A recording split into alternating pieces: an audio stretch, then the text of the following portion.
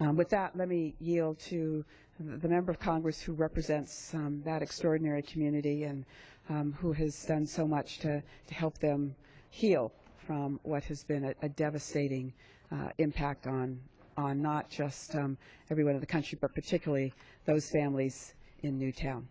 Ms. Esty.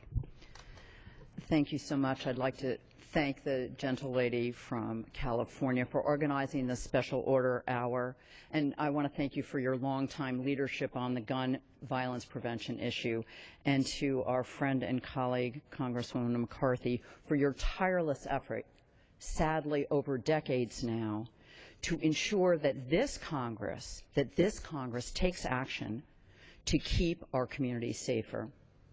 Last night in this chamber, people affected by gun violence, including a number of families and officials and first responders from Newtown, were here in this chamber.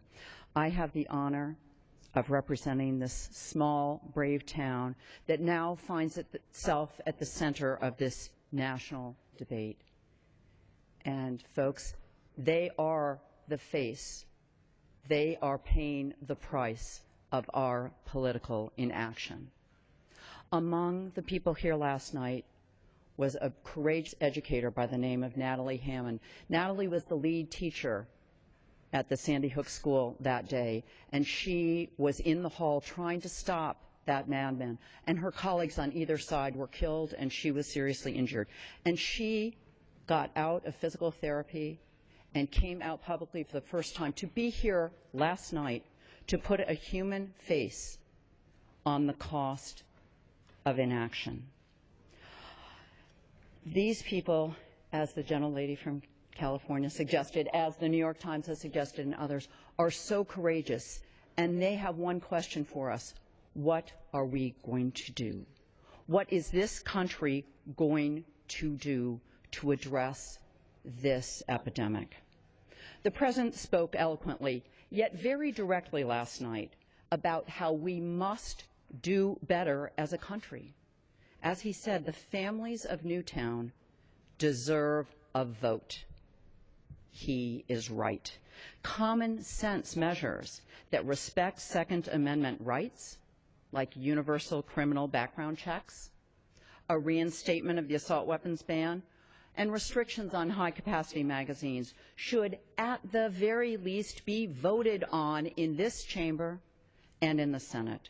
The voices of the American people should be heard in this Congress. It's up to us. It's up to us as elected leaders to see that these families, that every family touched by gun violence has a vote. Lynn and Chris McDonald, the parents of Grace McDonald, were here in the chambers last night as witness to their daughter, who loved pink, who did a beautiful painting which they gave to the President of the United States.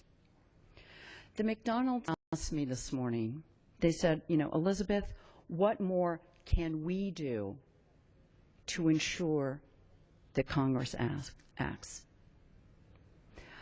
And I was astounded by the question, to think that this grieving family, what more could they do? It's what more must we do.